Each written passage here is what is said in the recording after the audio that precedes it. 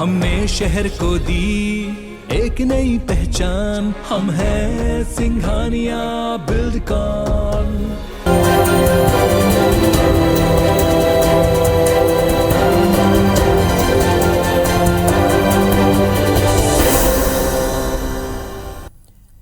नमस्कार, मैं हूं पुनीत पाठक और आप देख रहे हैं छत्तीसगढ़ की बात। बहुत स्वागत है आपका।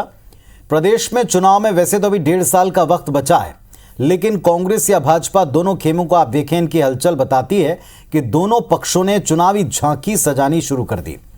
कांग्रेस पार्टी ने सरकार और संगठन दोनों स्तर पर जमीन पर उतरकर किलेबंदी बनानी शुरू कर दी, तो विपक्ष भी लगातार कोशिश कर रहा है, उन मुद्दों की तलाश कर रहा है जो सरकार की सेहत और कांग्रेस की तैयारी पर भारी पड़े। आखिर कौन ज्यादा तैयार दिखता, अभी बहस करेंगे इस पर। कौन क्या तैयारी कर रहा है, इसके बारे में भी बात करेंगे। पहले एक रिपोर्ट देखें।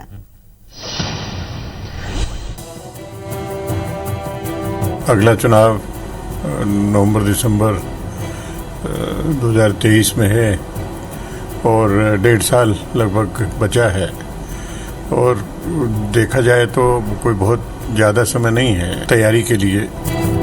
बीजेपी जो है वो पूरे ताकत के साथ में चुनाव लड़ेगी, और इस चुनाव को कार्यकर्ता के साथ में जनता लड़ेगी। ये अभूतपूर्व चुनाव होगा और एक करारी हार जो है वो कांग्रेस को झेलना होगा। प्रदेश में विधानसभा चुनाव भले ही 1.5 साल बाद हों, लेकिन दावे अभी से दोनों तरफ से तेज हैं। बढ़त लेने के लिए कांग्रेस और बीजेपी दोनों चुनावी मूड में आ चुके हैं। बात करें सत्तारूढ़ कांग्रेस पार्टी की, तो खैरागढ़ उपचुनाव में जीत का चौका लगाने के बाद सत्ता पक्ष का मनोबल 7वें आसमान पर है।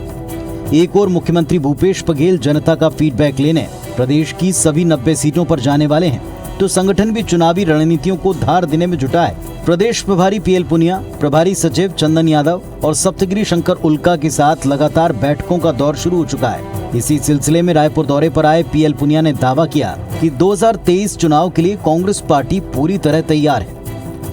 सक्रियता पूरी संगठन में लाने की है।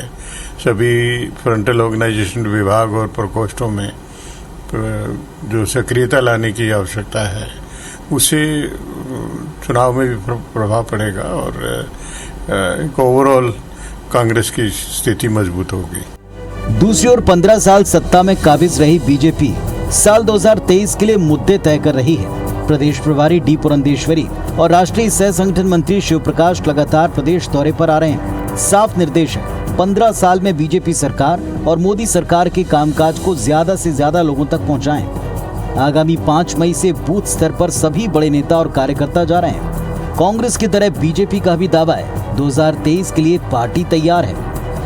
भारतीय जनता पार्टी के कार्यकर्ता चुनाव के लिए तैयार हैं। निश्चित रूप से चाहे बूथ हो, हमारे शक्ति केंद्र हो, आज हमारे कार्यकर्ता सभी इसके लिए मैदानों में उतर चुके हैं, मन बना चुके हैं कि कभी भी चुनाव हो हम उसका सामना करेंगे। बहरहाल विधानसभा चुनाव में अभी 1.5 साल बचा है, लेकिन उसकी झांकी अभी से दिखनी शुरू हो गई।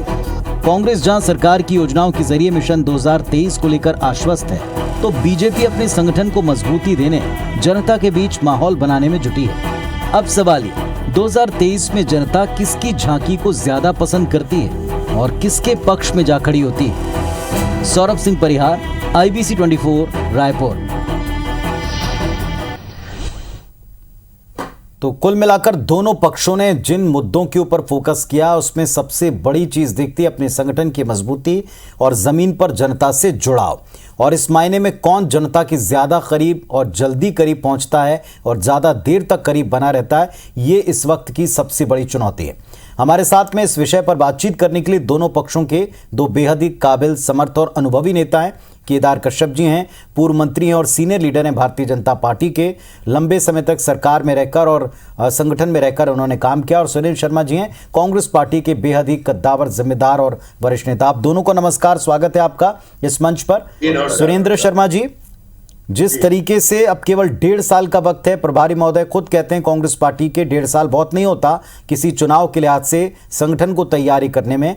संगठन ने लंबे समय के बाद सत्ता प्रदेश में पाई, लेकिन विपक्ष के नेता कहते हैं अब की बार आसान नहीं होगा आपके लिए, वो चुनौतियां देने के लिए तैयार हैं।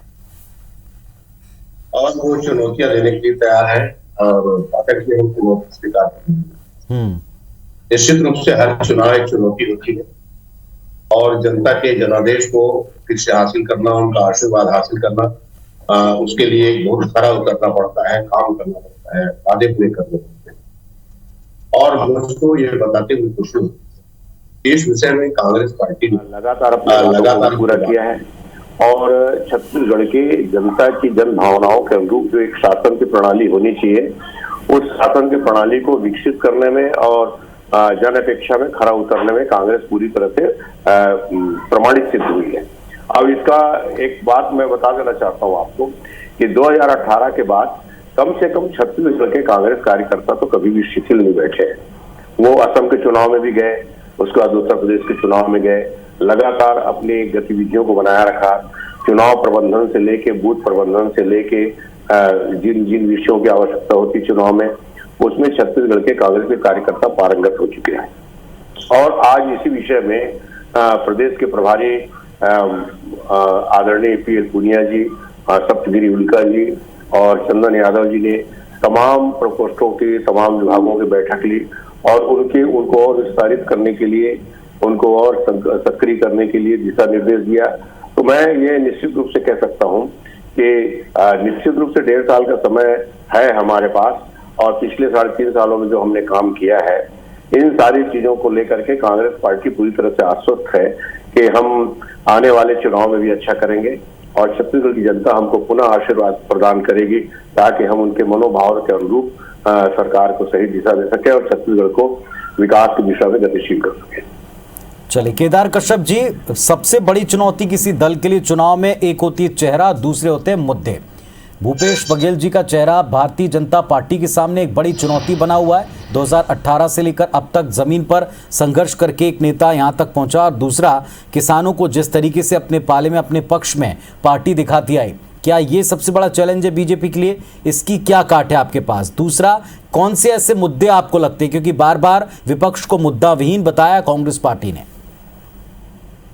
देखिए पुनीत जी, जिस तरीके से भूपेश बघेल ने चुनाव के पहले अपना चेहरा दिखाया था और आज जो चेहरा सामने आया, लोग अब उनसे त्रस्त हो चुके हैं। लोगों के सामने उनका चेहरा पर्दाफाश हो चुका है और किस तरीके से वो लोगों को बेवकूफ बनाने का काम कर रहे हैं, ये तो यहाँ की जनता ने देखा है। और आज वो जब जमीन में जाते हैं तो जिस तरीके से उनका विरोध हो रहा है बस्तर से लेकर सरगुजा तक में, कहीं न किसी बात का प्रमाण है। आज जैसे यदि हम बात करें तो आज भी जो जितने भी हमारे यहाँ पर जो कर्मचारी संगठन है, आज जैसे यहाँ पर संविदा कहते हैं विद्युत कर्मचारी हैं, उसी तरीके से जो कहते हैं मनरेगा के कर्मचारी हैं, लगातार पद यात्राएं कर रहे हैं, उसके बावजूद कोई सुनने वाला नहीं है, उनके ऊपर लाठी चार्ज हो रहा है। तो इन्होंने बड़े बड़े वादे किया था, सरकार बनाने के लिए बड़े बड़े वादे घोषणाएं की थी।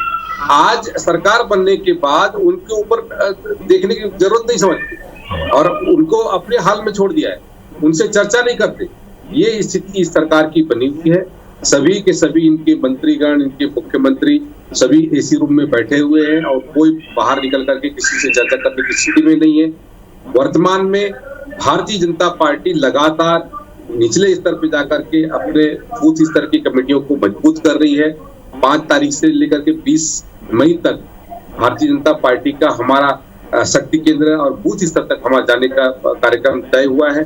भारतीय जनता पार्टी न केवल राजनीतिक कार्यक्रम बल्कि उसके अलावा भी सामाजिक जो सरोकार है, सामाजिक रूप से जिस तरीके से स्वच्छता के प्रति या फिर हमारे जो श्रमिक वर्ग के लोग हैं, हमारे जो स्वच्छता के दूत हैं, इस तरह के जो उनको सम्मानित करने का कार्य अभी सामाजिक न्याय पखवाड़ा जो चल रहा है, इसके तहत में केंद्रीय मंत्री भी आ रहे हैं और उनका मार्गदर्शन भी प्राप्त हो रहा है। केदार जी, देख करके छत्तीसगढ़ केदार जी, एक बड़ी बात यह कि जहां से मैंने शुरुआत की थी, एक चेहरा आपको सामने क्या लाना पड़ेगा, क्योंकि भूपेश बघेल कांग्रेस पार्टी का, सरकार का, संगठन का, विकास का, किसान पुत्र का एक चेहरा लिए सामने और एक बड़ा कंटेंडर कांग्रेस पार्टी ने खड़ा किया है आपके सामने। तो क्या आपको एक बार बार चेहरा लाना पड़ेगा, क्योंकि मुद्दा विहीन के साथ साथ किस चेहरे के साथ आप जाएंगे, ये बार बार चुनौती दी जाती है बीजेपी को?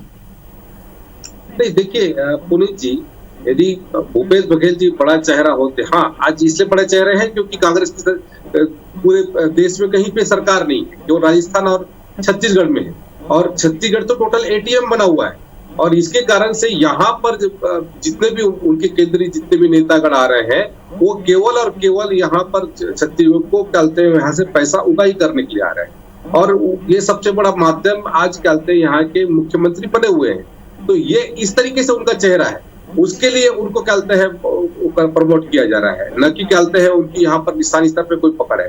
अभी खैरागढ़ चुनाव में आप देख लीजिए, खैरागढ़ चुनाव में इनको इस चुनाव के बीच में अलग से एक संकल्प पत्र लाने की आवश्यकता पड़ गई। सरकार में इतना साहस नहीं, नैतिक रूप से वो सरकार तो ये भूपेश बघेल तो हार चुके थे। इस तरीके से उन्होंने दांव पेच लगा करके यहाँ पर चुनाव जीता है, चाहे वो जिला बनाने का मामला हो, चाहे तहसील बनाने का मामला हो। ठीक है, लेकिन फाइनली उन्होंने चुनाव जीता।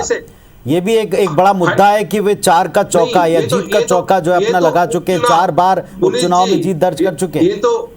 ये तो उपचुनाव था इसलिए जीत गए, अभी आम चुनाव आएगा तो उसके बाद ऐसे निपटेंगे कि इनको क्या बोलते हैं, जमानत जब्त हो जाएगी। ठीक है, चलिए इसका उत्तर मैं सुरेंद्र जी से लूंगा। सुरेंद्र जी, आपने सुन लिया दावा क्या है और कैसे निपटेंगे ये भी बता रहे हैं, दूसरा चेहरा किस तरह का ये भी बता रहे हैं। सबसे पहली बात तो ये कि इन्होंने कहा कि भूपेश बघेल जी का चेहरा पहले से खराब हुआ है। कश्यप जी बड़े वरिष्ठ नेता हैं, मंत्री भी रह चुके हैं, और मुझको ताजुब होता है कि विपक्ष के नेता होने के बावजूद आप इस बात को क्यों नहीं समझते कि छत्तीसगढ़ की जनता के दिल में बसने लगे हैं माननीय भूपेश बघेल। भूपेश बघेल जी ने जो 3.5 साल में काम किया है, जिस तरह से छत्तीसगढ़ की जनता की जन भावनाओं को छुआ है, और जिस तरह से लोग जनता ने उनको कका की उपाधि दी है, आपको बता दूं मैं, और कका एक ऐसा संबोधन है, कका एक ऐसा रिश्ता है जो कि फ्रेंड गार्जियन होता है। एक तरह से चाचा के साथ लोगों की दोस्ती भी होती है और वो गार्जियन भी होता है। तो ये जो उपाधि प्राप्त किया है जनता के बीच में, जनता के बीच में जो प्रेम प्राप्त किया है, तो सबसे बड़ी बात तो यह है कि आज भारतीय जनता पार्टी के सामने माननीय भूपेश बघेल जी के चेहरे के बराबर कोई चेहरा है नहीं। इस बात को भारतीय जनता पार्टी जितना जल्दी मान ले उतना अच्छा होगा। दूसरा, हमारे कश्यप जी ने कहा कि भूपेश बघेल जी ने बेवकूफ बनाया। सबसे पहली बात तो मैं इस तरह के शब्दों का इस्तेमाल मैं तो नहीं करता आमतौर पे, मगर जब उन्होंने बेवकूफ शब्द का इस्तेमाल किया है तो मेरे को उत्तर देना वाजिब बनता है। आपने छत्तीसगढ़ की जनता को गाय के नाम से बेवकूफ बनाया, आपने बेरोजगारी भत्ता के नाम से बेवकूफ बनाया, आपने बोनस के नाम से बेवकूफ बनाया, आपने दुनिया भर के कई किस्म के वादे करके बेवकूफ बनाया, जिसके परिणाम स्वरूप छत्तीसगढ़ की जनता ने 15 साल बेवकूफ बनने के बाद ये तय कर लिया कि अब आपसे ठगे जाने का उनका कोई इरादा नहीं है। तो आप ये बात को बिल्कुल भूल जाइए। छत्तीसगढ़ की सरकार ने, आपने कहा बड़े बड़े वादे किए, हाँ बड़े वादे किए, हमने कांग्रेस पार्टी ने बड़े वादे किए, बड़े वादे पूरे भी किए। 2500 रुपये धान का वादा किया, उसको पूरा किया, और कर्जा मुक्ति का वादा किया, उसको पूरा किया। जी चलिए, बड़ा सवाल ये केदार जी, कका वर्सेस कौन पहले तो, और वायदों के बारे में आपने कहा तो वायदों को लेकर के भी कांग्रेस पार्टी ने हमेशा जोरदार काउंटर किया। और रही बात जमीन पर उतरने की, तो स्वयं मुख्यमंत्री निकलने वाले मई के महीने से तमाम विधानसभाओं में, जो आप कह रहे हैं कि एसी रूम में या यहाँ राजधानी में रहते हैं। देखिए पुनीत जी, भारतीय जनता पार्टी का एक एक कार्यकर्ता आज जिस तरीके से काम कर रहा है, ये इनका चेहरा, मैंने कहा कि ये पर्दाफाश हो चुका है इनका चेहरा। और ये बड़ी बड़ी जो घोषणाएं की थी इन्होंने, आज उसका इम्प्लीमेंट नहीं हो रहा है। उसके कारण से लगातार धरना प्रदर्शन, चक्का जाम, यहाँ तक कि पदयात्राएं लोगों को करनी पड़ रही है। अभी भी मैं रास्ते में देख के आ रहा था, धमतरी में मनरेगा के कर्मचारी वहां पर पैदल आ रहे थे, और यहाँ पर जिस तरीके से हमारे एसटी समाज को, ओबीसी समाज को, एससी समाज को जिस तरीके से प्रताड़ित किया जा रहा है, उनके ऊपर डंडे बरसाए जा रहे हैं। आज सारे के सारे समाज के लोग आज कांग्रेस से नफरत करने लगे हैं। कांग्रेस ने जिस तरीके से लोगों को झांसे में डाला था, आज उनका वास्तविक चेहरा सामने आ चुका है, और उसके कारण से आज ये सरकार उनके सामने जाने से डर रही। नाराज वर्ग और समाज, क्या ये बड़ा चैलेंज बनेगा सुरेंद्र जी? पुनीत जी देखिए, ऐसा है पुनीत जी, जी केदार जी, आप कह लें पहले। मैं चुनौती देता हूं मुख्यमंत्री के भूपेश बघेल जी को कि वो स्वयं आज जाकर के नारायणपुर के वहां के लोगों से मिले। आज नारायणपुर जाते हैं तो वहां पे छुप के जाते हैं, उसी तरीके से जाते हैं, दंतेवाड़ा जाते हैं या बीजापुर जाते हैं या हमारे कहते हैं सुकमा जाते हैं तो छुप के जाते हैं। जाए ना वहां पे हमारे आदिवासी। चलिए ठीक है, अब वो छुप के जाते हैं या चुनौती स्वीकार नहीं करते, इसका उत्तर मिलूंगा। तो तैयारी के ऊपर बातचीत चल रही है, तो कका वर्सेस कौन, एक तो ये सवाल है विपक्ष के सामने, दूसरा अधूरे मुद्दों पर चेहरा दिखाने काबिल नहीं, और बहुत सारे लोग अभी आंदोलनरत हैं। ये सवाल विपक्ष ने खड़ा किया सत्ता पक्ष के लिए।